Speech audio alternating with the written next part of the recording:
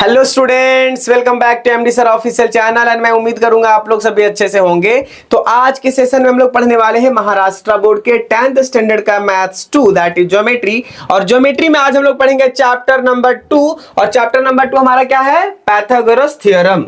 इस Pythagoras theorem में हम लोग पढ़ने वाले हैं आज प्रैक्टिस सेट 2.2। लेकिन एक बात याद रखिएगा कि इस प्रैक्टिस सेट 2.2 का ऑलरेडी 2 सेशन हमारा हो चुका है। आज का जो सेशन है हमारा वो तीसरा सेशन है। तो आप बिल्कुल भी इस चीज को ध्यान में रखिएगा क्योंकि आज का जो सेशन होने वाला है हमारा ये लास्ट सेशन होगा प्रैक्टिस सेट 2.2 का और साथ ही साथ इस चैप्टर का। ठीक है, तो मेक श्योर कर लीजिए कि जिन लोगों का इससे पहले वाले या प्रीवियस सेशन जो हमारा हुआ है, अगर किन्हीं का छूट गया है कोई क्लास, तो आप हमारे YouTube channel MD sir official पे जाकर के वहां से वीडियो को सर्च करके सारे सेशन को अटेंड कर लीजिए। बहुत इंपॉर्टेंट सेशन है इसके पहले वाले। और ध्यान रखिएगा कि आज का भी सेशन बहुत इंपॉर्टेंट है, बहुत खास होने वाला है क्योंकि आज के सेशन में जो क्वेश्चंस मैं बताने जा रहा हूं ना, वो क्वेश्चंस बोर्ड एग्जामिनेशन में ऑलरेडी आ चुका है। ठीक है, तो चलिए हम लोग देखेंगे और स्टार्ट करते हैं कि वो जो क्वेश्चन है वो क्वेश्चन क्या है। ओके, तो देखिए प्रैक्टिस सेट 2.2 में जो क्वेश्चन है वो हमारा है रिमेनिंग क्वेश्चंस। वो क्वेश्चन हमारा है question number 4, okay, and question number 5। ये वाला क्वेश्चन और ये वाला क्वेश्चन। ये तो क्वेश्चन नंबर 5 जो है वो स्टार मार्क क्वेश्चन है, ओके। और क्वेश्चन नंबर 4 भी कई बार ऐसे एग्जामिनेशन में आ चुका है। तो चलिए हम लोग देख लेते हैं कि क्वेश्चंस जो है उसके सॉल्यूशन कैसे होंगे। तो आपको एकदम से दिल थाम करके यहीं पे बैठना है, कहीं जाना नहीं है। अगर कंसंट्रेशन को कोई भी चीज ऐसी चीज है आपके साथ में या सामने में डिस्ट्रैक्ट कर रही है तो उन सब चीजों से दूर हो जाएं या फिर उनको दूर कर दें अपने से, और हमारा फोकस और आपका एकाग्रता एक जगह पे होनी चाहिए, सिर्फ और सिर्फ कैलकुलेशन पे। ठीक है, देखिए क्वेश्चन नंबर 4 क्या बोल रहा है। In triangle ABC point M is the mid point of side BC. Triangle ABC है, इसका मिड पॉइंट कौन सा है? एम है। कौन से साइड पे? बीसी पे। तो आपको सारी चीजें यहाँ पे दिख रहा है, बीसी लाइन है, यहाँ पे मिड पॉइंट है, ठीक है, और ट्रायंगल एबीसी है। बहुत ज्यादा चीज इसमें तो बताना नहीं है, ठीक है। उसके बाद देखिए आगे क्या बोल रहा है कि if A B square plus A C square is equal to 290 centimetre square, A M is equal to 8, then find B C. A M ये दिया हुआ है 8, ठीक है, और इसका स्क्वायर सम वैल्यू दिया हुआ है 290 सेंटीमीटर स्क्वायर। ओके, तो हम लोग सबसे पहली बात क्या करेंगे, गिवन वाला पार्ट को लिखेंगे। तो गिवन में क्या दिया हुआ है कि in triangle A B C M is the mid point. M is mid point on कौन से साइड में है? On side B C. ठीक है, ये गिवन हमारे पास में है। अब हमारा जो दूसरा पॉइंट होगा गिवन में वो क्या है? A B square plus A C square. A B square plus A C square is equal to 290 centimetre square. ठीक है, ये हो गया। एम जो दिया हुआ है वो है M is equal to 8 centimetre. And जो आपको फाइंड आउट करना है वो क्या करना है? हम लोगों को जो फाइंड करना है वो क्या है? बीसी इज इक्वल टू ये। ठीक है, तो यहां से हम लोग एक्चुअल सॉल्यूशन यहां से होगा अब स्टार्ट, क्योंकि अभी तक जो चीजें दिया हुआ था ना वो चीजें हम लोगों ने लिखे हैं। अब हम लोग सॉल्यूशन स्टार्ट करेंगे। तो यहां पे लिखेंगे नाउ। नाउ मतलब जहाज, जहाज नहीं। अब हम लोग जानते हैं बाय एपोलोनियस थ्योरम।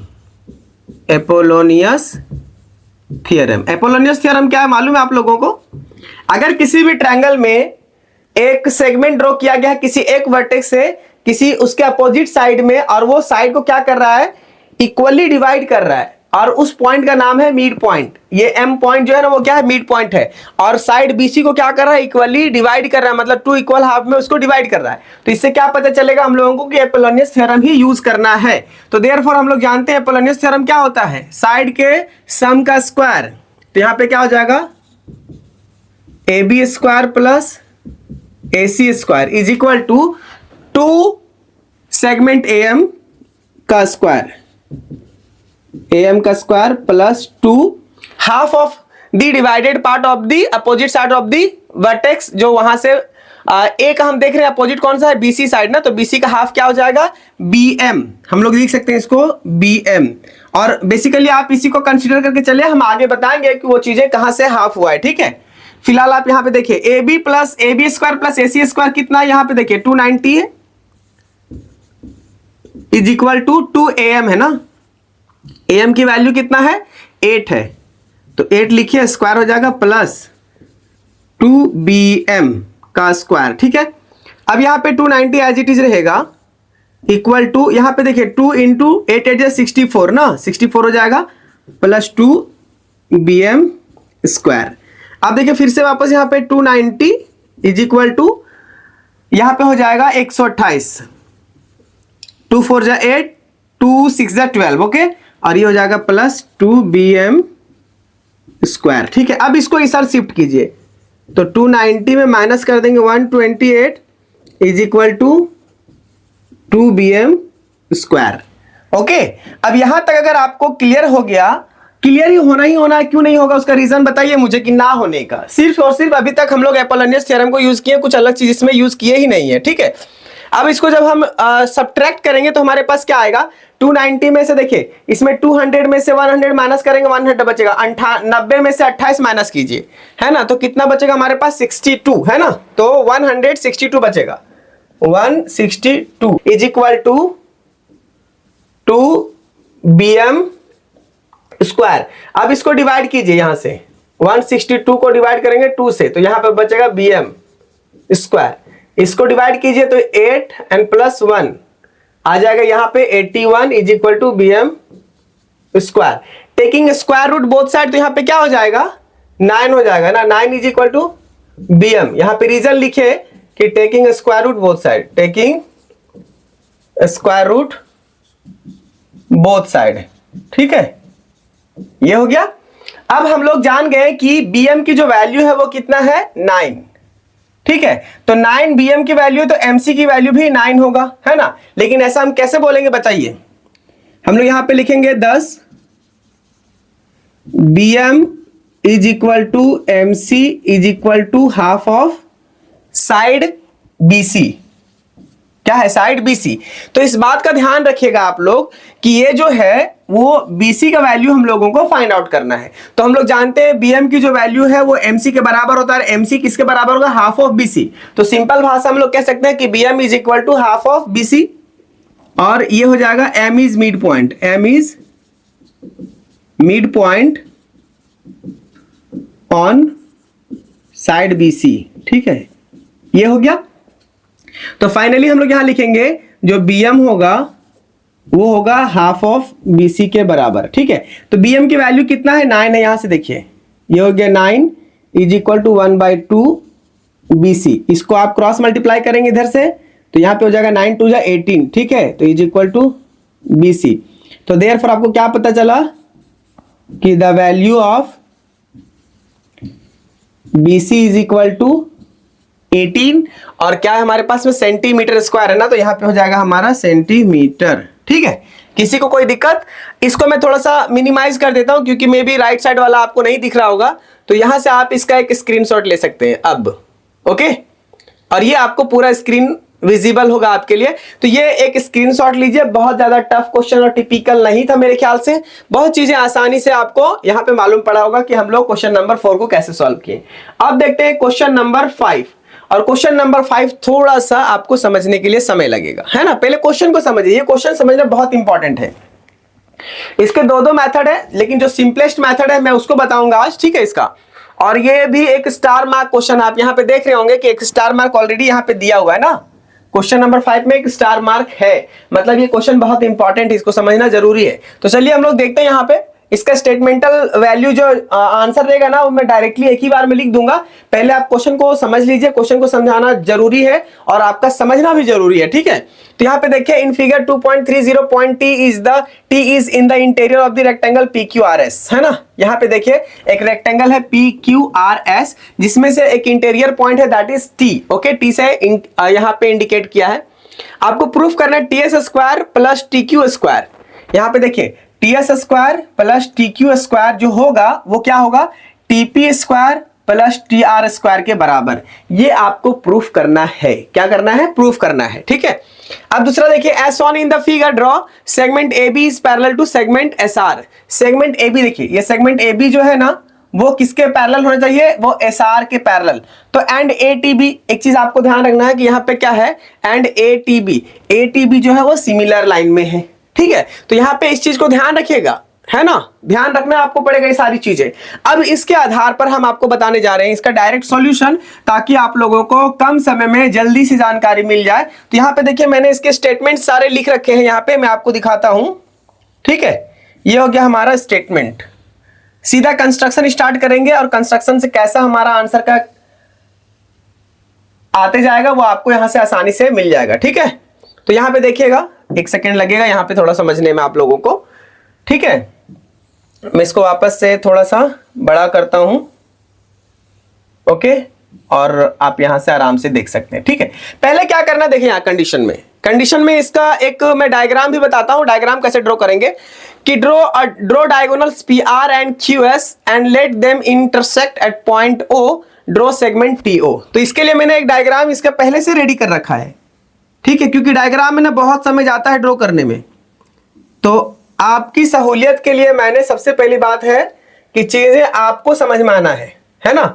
मैं तो समझा के निकल जाऊंगा फटाफट। अब बताइए ऐसा डायग्राम अगर हम ड्रॉ करेंगे स्केल से तो कितना समय जाएगा। तो सिंपल सा बात समझिएगा यहाँ पे कि एक ने मैंने डायगोनल ड्रॉ किया पी आर, ये हो गया पी आर, जो रेड लाइन से दिख रहा है ना वो डायगोनल हो गया, और एस क्यू मेरा रेड लाइन से डायगोनल हो गया। ठीक है, अब यहाँ पे सेगमेंट टी ओ जो है, यहाँ पे देखिए टी पॉइंट था इंटरनल पॉइंट, अब यहाँ पे सेगमेंट टी है और यहाँ पे इंटरसेक्टिंग पॉइंट जो डायगोनल का ना वो हमारा ओ है। ठीक है, अब देखिए यहाँ पे प्रूफ ही करना है हम लोगों को। क्या प्रूफ करना था, ऑलरेडी जो चीजें यहाँ पे आप लोगों को देखने को मिला था, ये वाला पार्ट को प्रूफ करना है। ठीक है, अब ये प्रूफ कैसे करेंगे बताइए, यहां से स्टार्ट कीजिए। सबसे पहली बात आपको मालूम है कि किसी भी रेक्टेंगल में अगर डायगोनल इंटरसेक्ट करता है तो डायगोनल 1/2 पार्ट्स में डिवाइड होता है, डायगोनल 1/2 पार्ट्स में डिवाइड होता है। तो यहाँ पे देखिए सिमिलरली मैंने वैसा ही किया है कि जो डायगोनल पी आर है, यहाँ पे देखिए पी आर, इसका क्या है, ये हाफ है। किसका हाफ रहेगा, ओपी एंड ओ आर का। देखिए ओपी यहां से यहां आया और फिर यहां से ओ आर, तो ये आपको क्या मालूम पड़ा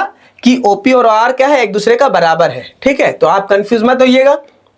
ये उसके बाद दूसरा कंडीशन हमारा क्या आ रहा है, क्यूएस में, तो डायगोनल क्यूएस है, तो ये भी यहां से देखिए ओ क्यू अलग है और ओ एस अलग है, क्योंकि यहां पे इंटरसेक्ट कर रहा है ना, तो दो अलग अलग पार्ट्स में डिवाइड हो गया डायगोनल। ठीक है, ये चीजें क्लियर हो गया आपका। अब देखिए स्टेटमेंट के थ्रू अगर हम लोग जाएंगे तो स्टेटमेंट यहां लिखा हुआ है कि diagonal of a rectangle bisect each other. Diagonal of rectangle क्या करता है, बाइसेक्ट करता है ईच अदर। ठीक है, अब ये स्टेटमेंट हो जाने के बाद में हम लोग एक थोड़ा सा और स्टेटमेंट वाली चीज को देखेंगे। थोड़ा सा मैं इसको अलग कर रहा हूं अभी फिलहाल के लिए, बाकी ये डायग्राम आप ही लोगों के लिए है। मैं डायगोनल वापस से यहां पे पुट कर दूंगा। ठीक है, अब देखिए जो नेक्स्ट स्टेटमेंट हमारा लिखा हुआ है, जो चीजें ऑलरेडी बहुत अच्छे से एक्सप्लेन किया हुआ है, आप यहां से देख लीजिएगा। ठीक है, ये हो जाएगा हमारा, थोड़ा सा इसको इंक्रीज करना पड़ेगा। ओके, देखिए इसको, ये हो गया। ठीक है, तो यहां से आपको क्या देखने को मिल रहा है, थोड़ा सा मैं इसको चाहूं तो इस साइड ले आता हूं और यहां से आपको ज्यादा समझ में आएगा। ये चीज तो यहां तक हो गया था कि डायगोनल्स इंटरसेक्ट करता है ईच अदर। अब क्लियर थोड़ा सा यहां पे आपको दिखेगा कि ओपी जो है वो आर के बराबर है, ओएस और ओक्यू सब डायगोनल का इंटरसेक्टेड पार्ट क्या है, सब चारों का चारों बराबर है। ठीक है, और फ्रॉम 1 to n 3, यहां से 1 to n 3 के अकॉर्डिंग। ठीक है, ये हमारा चौथा पॉइंट हो जाएगा इन ट्रायंगल टीएसक्यू। अब देखिए ट्रायंगल टीएसक्यू, इस ट्रायंगल में देखिएगा कौन सा ट्रायंगल मालूम है, जिसको मैंने बनाया है, ट्रायंगल टीएसक्यू। आपको डायग्राम दिख रहा है ना, देखिए यहां पे एक ट्रायंगल बना है टीएसक्यू। देखिए ट्रायंगल में टीएसक्यू, ये ट्रायंगल टीएसक्यू, इस ट्रायंगल में आपको क्या देखने को मिलेगा, ध्यान दीजिएगा। हम लोगों को अच्छे से पता है कि अपोलोनियस थ्योरम क्या होता है। तो यहां पे क्या है ना, ये पॉइंट जो है ना, ये ओ पॉइंट इसके लिए मिड पॉइंट है, और यहां से फिर अगर देखें तो पी आर के लिए भी ये पॉइंट ओ जो है वो मिड पॉइंट है। मिड पॉइंट क्यों है, क्योंकि एक डायगोनल को इंटरसेक्ट कर रहा है हाफ हाफ इक्वल पार्ट्स में। तो यहां से हम लोगों को मालूम पड़ता है कि टीओ जो है वो मीडियन है, बाय डेफिनेशन ऑलरेडी मैं एक्सप्लेन कर चुका हूं। तो अपोलोनियस थ्योरम को आपको यूज करना है, क्योंकि वहां पे डायगोनल में क्या है हमारे पास, एक डिवाइड करने के लिए बताइए मिड पॉइंट है। वो मिड पॉइंट कौन सा है, ओ है, क्योंकि ये दोनों, बार बार रिपीट कर रहा हूं, ये दोनों डायगोनल कहां पे इंटरसेक्ट कर रहा है, यहां पे, मतलब ये अलग पार्ट में इक्वल हो रहा है और ये अलग पार्ट में इक्वल हो रहा है। ठीक है, तो मैं बार बार एक ही चीज को बताऊंगा नहीं, ये चीजें आप लोग अच्छे से समझ सकते हो और काफी समझदार भी हो इस मामले में। ठीक है, अब ये हो गया हमारा ऐसा। अब एक लास्ट ऑप्शन हम देखते हैं आप लोगों के लिए। ठीक है, इसको हटा देता हूं। यहां पे देखिए TS square plus T Q square, देखिए ये टीएस हो जाएगा और ये टी क्यू स्क्वायर हो जाएगा, किसके बराबर होगा, टू ओटी, ये टू ओटी, ये डायगोनल मीडियन वाला पार्ट हो गया, ठीक है, two OT and plus two O Q, यहां से ओ क्यू है ना, ये ओ क्यू ऐसा भी ले सकते हैं पहले, तो ये ट्रायंगल एस टी क्यू है ना, तो ये ओ क्यू लेंगे एक बार, O T and O Q, तो यहां पे एज इट इज वहां पे हो गया। फिर पीटीआर ट्रायंगल में आ गया, तो अब ये वाला ट्रायंगल अभी तक हम लोग देख रहे थे, ये वाला ट्रायंगल है ना, ये वाला ट्रायंगल अभी तक हम लोग देख रहे थे, अब हम लोग देखेंगे ये वाले ट्रायंगल में, ठीक है, ये वाला ट्रायंगल में, इस ट्रायंगल में क्या, पीटीआर, ट्रायंगल पीटीआर, ओके। तो अभी मैं अच्छे से इसको कर देता हूं, आपको समझ में आएगा। अब देखिए segment TO is the median, फिर से वापस देखिए सेगमेंट टीओ क्या है, एक मीडियन है, ठीक है। अब सेम एपोलोनियस थ्योरम यूज करेंगे, तो यहां पे हो जाएगा PT square plus TR square, यहां पे हो जाएगा PT TP square plus TR square. अब सेम वापस होगा, यहाँ पे मीडियन क्या है, टीओ स्क्वायर है, और ओ आर स्क्वायर होगा, ओ आर है ना, या फिर ये ऐसा आप इधर कर सकते हैं, या फिर OP square O R square, एक ही बात है। तो यहां से आपका हो गया क्लियर। अब जब इन दोनों को कंपेयर करेंगे तो आपके पास जो 4 नंबर वाला डिटेल आया है, ये वाला और ये, और 4 नंबर, और दूसरा हमारे पास ये 5 नंबर, जो डिटेल हमारे पास दोनों ट्रायंगल का आया, उस ट्रायंगल के अकॉर्डिंग अगर हम लोग देखें तो यहाँ पे देखिए T S square plus T Q square एक चीज हो गया, और दूसरा हमारा क्या है, ट्रायंगल पीटीआर में TP square plus TR square, TP square plus TR square. और जब इसके बराबर ये है तो इसके बराबर ये होगा, है ना, ये वाला होगा, तो ये सब एक दूसरे के बराबर है। तो हम लोग फाइनली क्या मालूम पड़ा हम लोगों को कि इस ट्रायंगल के लिए ये वाला पार्ट और इस ट्रायंगल के लिए ये वाला पार्ट हमारा बराबर हो जाएगा, ठीक है। तो दोनों मिल करके हमारा क्या हो गया, ये इक्वल हो गया, क्लियर है। तो इसको थोड़ा सा आपको क्या करना है, स्टडी करना पड़ेगा, ओके, और थोड़ा सा ध्यान देना पड़ेगा, चीजें इसमें थोड़ा सा लेंदी है, तो इसका आप एक स्क्रीनशॉट ले लेना, और स्क्रीनशॉट लेने के बाद में फिर आप इसको एक दो बार प्रैक्टिस करना। तो यहाँ पे देख लीजिए चीजें बहुत अच्छे से एक्सप्लेन किया हुआ है, और मैं चाहता हूं कि थोड़ा सा डायग्राम को बड़ा कर दूं, क्योंकि डायग्राम आपके लिए इंपॉर्टेंट है। जब तक उस डायग्राम को नहीं समझेंगे आप क्लियर, आपका इसका कैलकुलेशन हो नहीं पाएगा, ठीक है। तो यहां से देखिए मैं पहले इसको सेपरेट कर देता हूं, ठीक है, और डायग्राम को मैं बड़ा कर देता हूं, यह आपके लिए ज्यादा इंपॉर्टेंट है, ठीक है। मैं इसको हल्का नीचे लेता हूं, ठीक, और ये डायग्राम आप थोड़ा ध्यान दीजिएगा इसको ज्यादा अच्छे से। ये हो गया आपका रेक्टेंगल, रेक्टेंगल में 2 डायगोनल कंस्ट्रक्ट हुआ है, और बाकी की चीजें आपको सामने सब अवेलेबल है, ठीक है। तो मुझे उम्मीद है कि ये वाला क्वेश्चन भी आप लोगों को बहुत अच्छे से समझ में आ गया होगा। और जिन लोगों को ऐसा कुछ डाउट लगता है ना, तो देखो बाबू, स्टेटमेंट 1 to 1 दिया हुआ है, यहाँ पे सारा चीज यहाँ पे क्लियर किया हुआ है। तो आप इसको जाइए, नोटबुक निकालिए, पेन निकालिए, प्रैक्टिस करना शुरू कीजिए। Maths is all about practice, okay.